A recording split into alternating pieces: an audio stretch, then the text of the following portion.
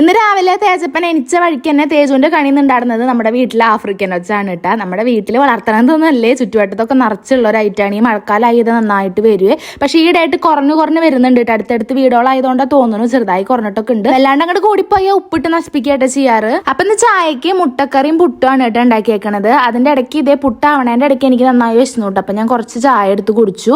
ചായ അല്ലാട്ട കാപ്പിയാണ് കേട്ടോ, പാൽ കാപ്പി. പിന്നെ ഇതേ മുട്ട പുഴുങ്ങിയിട്ട് ആയിട്ടുണ്ടായിരുന്നു കേട്ടോ. അപ്പൊ അതൊക്കെ വേഗം നടു പൊളിച്ചിട്ടായിട്ട് ഇട്ടിരിക്കണത്.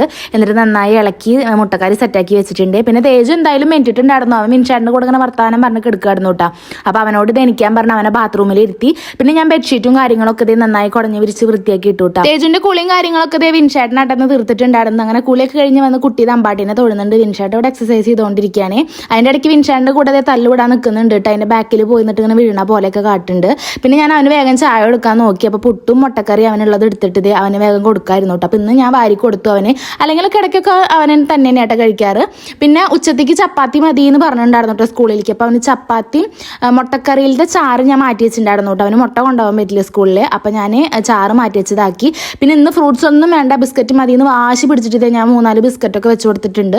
അങ്ങനെ എല്ലാം പൊതിഞ്ഞത് അവന്റെ ബാഗിലാക്കിയിട്ടാണ്. ഡ്രസ്സ് മാറാൻ വേണ്ടി റൂമിലേക്ക് വന്നപ്പോൾ ബെഡ് കിടക്കുന്നുണ്ടപ്പോൾ ഓടിച്ചെന്ന് അതിലേക്ക് ഒരൊറ്റ ചാട്ടായി. എന്നിട്ട് പറയുന്ന ഡയലോഗൊക്കെ കിടന്ന് ഉറങ്ങാൻ തോന്നുന്നു അമ്മയെന്ന് കേട്ടോ. എന്നിട്ട് ഉറങ്ങണ പോലെ നടിച്ച് കിടക്കണൊക്കെ ഉണ്ട്. പിന്നെ വേഗം അവന് ഡ്രസ്സൊക്കെ മാറാൻ അവനെ നിർത്തിയിട്ട ക്രീമും കാര്യങ്ങളൊക്കെ തേച്ച് യൂണിഫോം ഒക്കെ ഇട്ട് കൊടുത്ത് ID കാർഡ് മുടിയൊക്കെ ചീതി സുന്ദര കുട്ടപ്പനാക്കിയിട്ട. പിന്നെ അവന് കുറിയും തൊട്ട് കൊടുത്ത്. അപ്പൊ ഇന്ന് വിൻഷാട്ടിന്റെ കൂടെയായിട്ട് പോണത്. അപ്പൊ വിൻഷാട്ടൻ പുറപ്പെടുന്നുള്ളൂ. അവന്റെ തേജുവിന്റെ ആണെങ്കിൽ പുറപ്പാട് കഴിഞ്ഞുകൊണ്ട് തന്നെ കുട്ടിക്ക് ആകെ ഭ്രാന്ത് പിടിച്ചിട്ടുണ്ട്. എന്താ അച്ഛടെ പുറപ്പാട് കഴിയാത്തതെന്ന് ചോദിച്ചിട്ട് ഇങ്ങനെ നടക്കാട്ട. പിന്നെ വിൻഷാട്ടിന്റെ കഴിഞ്ഞ ഷൂവും കാര്യങ്ങളൊക്കെ ഇട്ട് രണ്ടാളും കൂടി ഇതേ പോയിട്ടാ. വിൻഷാട്ടും ജോബിനും പോവും, തേജപ്പനെ സ്കൂളിലാക്കൂട്ടാ.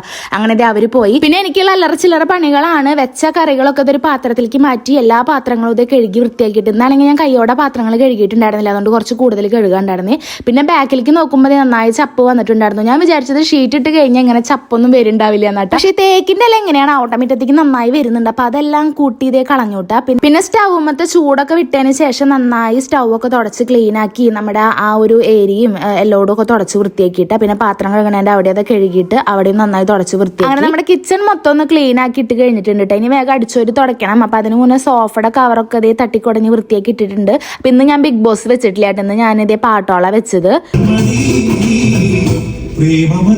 അങ്ങനെ പെട്ടെന്ന് തന്നെ അടിച്ചോരലും തുടക്കലും തീർത്തു. പിന്നെ ഞാൻ നേരെ പോയി കുളിച്ചിട്ട് പിന്നെ കുറച്ച് തീരുമാനമൊക്കെ ഉണ്ടായിരുന്നു. അത് വേഗം വാഷിംഗ് മെഷീനിൽ ഇട്ടിട്ട് ഞാൻ ചായ കുടിക്കാനായിട്ട് നോക്കിയത്. തേജപ്പം കുറച്ച് പുട്ട് ബാക്കി വെച്ചിട്ടുണ്ടായിരുന്നു കേട്ടോ. അപ്പൊ അതിന്റെ കൂട്ടത്തിൽ കൂടെ ഞാൻ എടുത്തത്. വെള്ളം തിളപ്പിക്കാൻ വെച്ചത് ചൂട് നന്നായി വിട്ടുണ്ടായിരുന്നു കേട്ടോ. അപ്പൊ അത് ജഗ്ഗിലാക്കിയിട്ട് നേരെ മേശമ്മ കൊണ്ടുവച്ചിട്ട് ഞാൻ നല്ല സമാധാനമായിട്ട് ഇതേ ചായ കുടിക്കായിരുന്നു കേട്ടോ. അപ്പൊ എന്തായാലും ഇന്നത്തെ വീഡിയോ ഇത്രയുള്ളൂ. നമുക്ക് ഇനി അടുത്ത വീഡിയോയിൽ കാണാം കേട്ടോ. ബൈ.